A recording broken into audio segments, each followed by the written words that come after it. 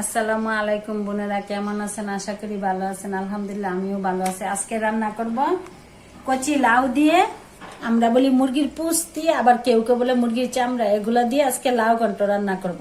আর পেঁয়াজ কুচি করে নিয়েছি, এখন রান্না করব। তেলটা গরম হয়ে গেছে, তেলটা দিয়ে দিচ্ছি।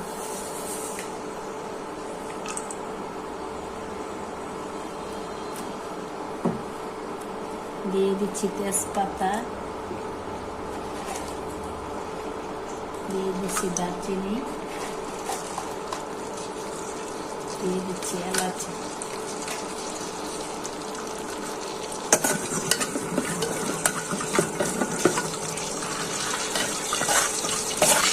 মশলাগুলা বাঁধা হয়েছে, পেঁয়াজ কুচি দিয়ে দিচ্ছি।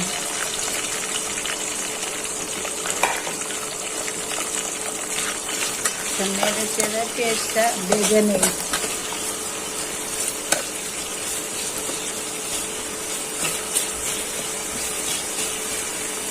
মাংস, মুরগির মাংস, গরুর মাংস যেভাবে রান্না করি, মুরগির পুস্তি বা চামড়ি দিয়ে আজকে কচি লাউর ঘন্ট পাক করবো, তো ওইভাবেই সব মশলা দিচ্ছি। এটা এখন পেঁয়াজটা সুন্দরভাবে ভাজা হয়ে যাক।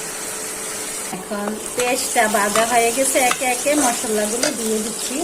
মশলা দেওয়ার আগে একটু জল দিয়ে দিই, কারণ পুড়ে যাইবে।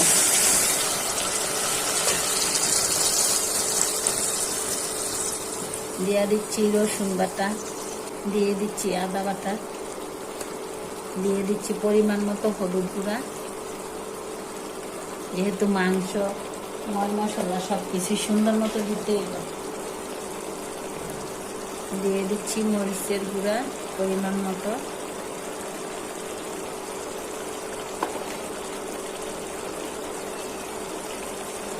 দিয়ে দিচ্ছি জিরার গুঁড়া পরিমাণ মতো, দিয়ে দিচ্ছি স্বাদ মতো লবণ। এখন নেড়ে চেড়ে মশলাটা কষিয়ে নিই।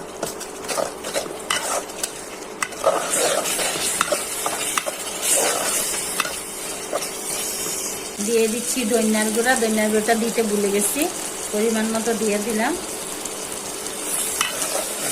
এখন মশলাটা এই যে দেখুন কি সুন্দর কষানো হয়ে গেছে। এখন মুরগির পুস্তিগুলো ঘন্ট পাক করার জন্য দিয়ে দিচ্ছি।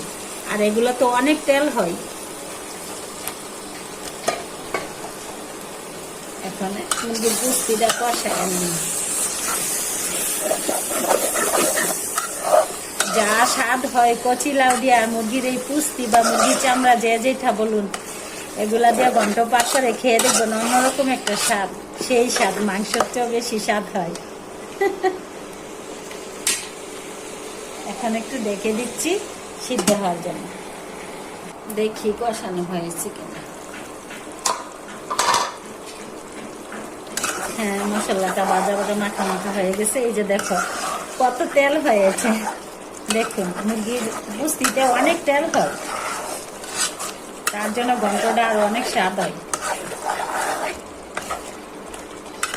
এই যে কষানো হয়ে গেছে, এখন লাউগুলো ছেড়ে দিচ্ছি। লাউটা যে কষি গললেই যাইব গাছটা। ছোট্ট একটা লাউ আনছি,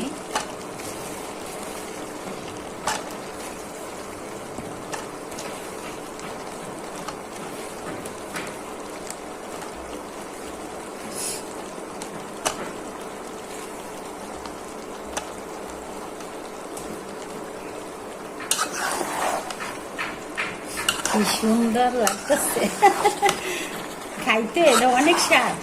বোনেরা এরকম ভাবে রান্না করে খেয়ে দেখবেন, যারা মুরগির চামড়ি বা পুস্তি পছন্দ করেন।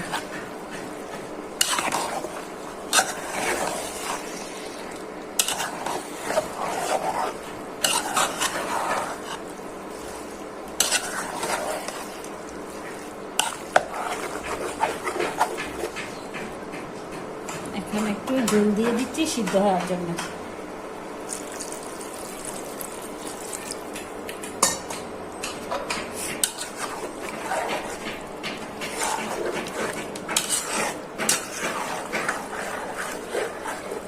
লাউ তো বেশি ঝোল দেওয়া লাগে না, এমনিতেই ঝোল উঠবো। মুরগির পুস্তিগুলো তো সুন্দর মতো কষানো হয়ে গেছে, তার জন্য ঝোল দিয়ে একবারে বসাই দিতেছি ডাই খাতেই সিদ্ধ হওয়ার জন্য। দেখি তরকারিটা ভালো করে হয়েছে কিনা।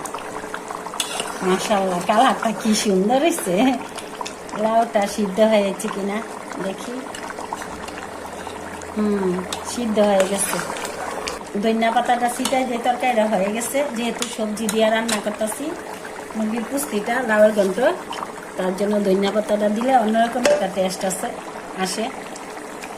তো বোনেরা আমাকে একটু আমার সাথে থাকবেন, সাবস্ক্রাইব করবেন, আর আমার ভিডিওগুলো বেশি বেশি দেখবেন, লাইক করবেন, কমেন্ট করবেন, শেয়ার করবেন। আপনারা ভালো থাকবেন, সুস্থ থাকবেন। আল্লাহ হাফেজ।